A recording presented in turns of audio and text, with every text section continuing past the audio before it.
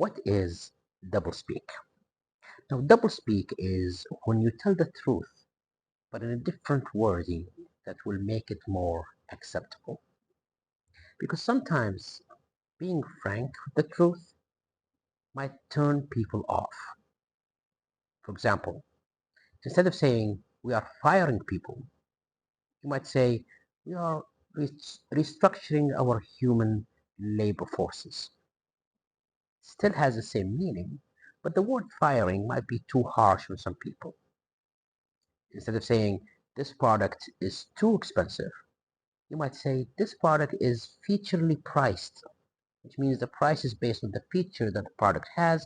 That's why it's actually too high. But saying the word expensive might make people turn off from buying such a product. Now, you can use the double speak as a speaker in order to formulate the truth in a way that will fit the audience. But also as an audience member, you should be aware when someone is using the double speak.